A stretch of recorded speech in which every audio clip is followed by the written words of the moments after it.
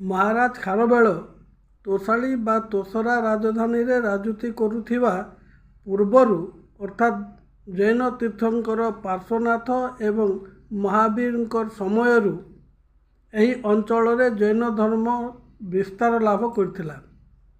ଏହାର ସୂଚନା କେତେକ ପ୍ରାଚୀନ ଗ୍ରନ୍ଥରୁ ଜଣାପଡ଼ିଥାଏ।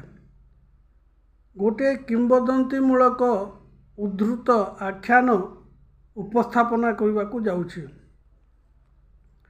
ବୈଶାଳୀ ରାଜବଂଶରେ ଚେଟକ ନାମକ ଜଣେ ରାଜା ରାଜତ୍ୱ କରୁଥିଲେ। ମହାବୀର ଓ ବୁଦ୍ଧଙ୍କର ଜୀବିତ କାଳରେ ସେ ରାଜତ୍ୱ କରୁଥିବାରୁ ତାଙ୍କ ସମୟ ଖ୍ରୀଷ୍ଟପୂର୍ବ 6ଠ ଶତାବ୍ଦୀ ବୋଲି ଜଣାପଡ଼େ।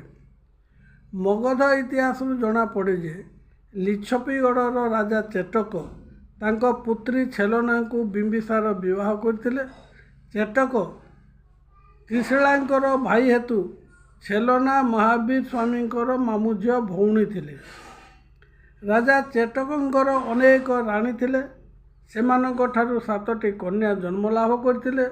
ଦ୍ୱିତୀୟ କନ୍ୟାର ନାମ ପଦ୍ମାବତୀ ଥିଲା। ପଦ୍ମାବତୀ ଅଙ୍ଗ ଦେଶର ରାଜା ଦଧିବାମନଙ୍କୁ ବିବାହ କରିଥିଲେ।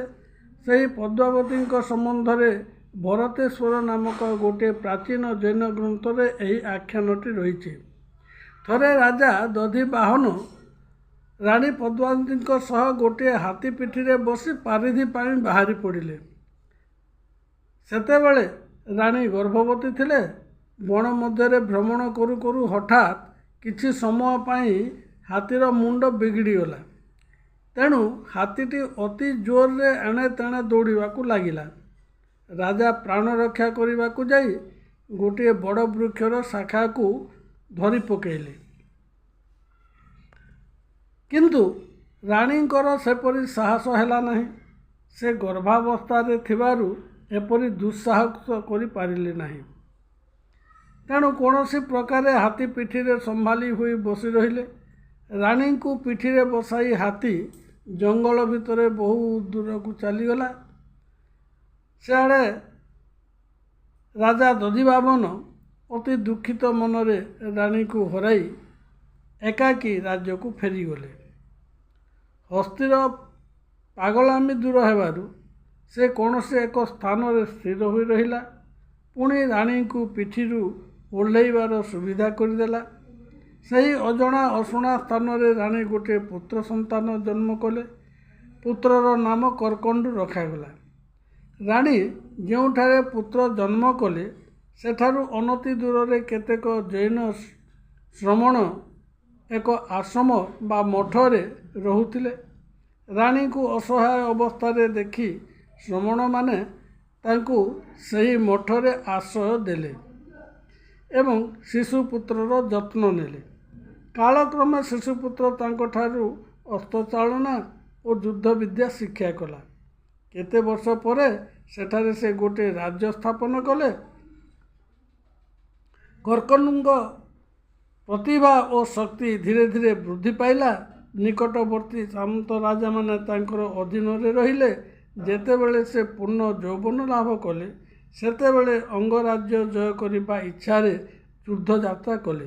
କାରଣ ସେ ତାଙ୍କ ମାତାଙ୍କଠାରୁ ଜାଣିପାରିଲେ ଯେ ଅଙ୍ଗ ଦେଶର ବୃଦ୍ଧ ରାଜା ହିଁ ତାଙ୍କ ପିତା ଅଟନ୍ତି।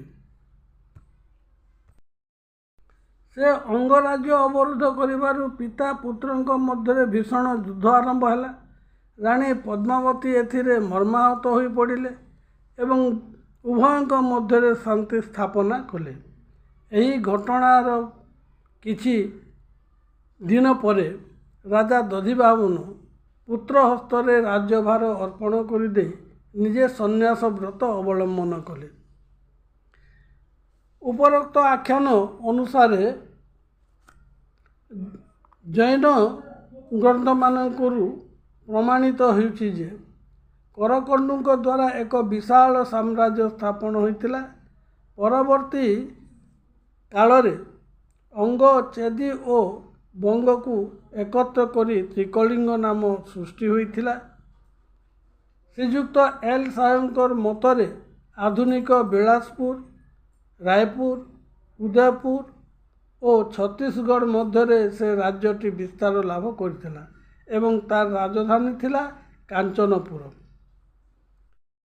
କାଳକ୍ରମେ ତାହା ଆଧୁନିକ ସୋନପୁର ନାମରେ କଥିତ ହେଲା।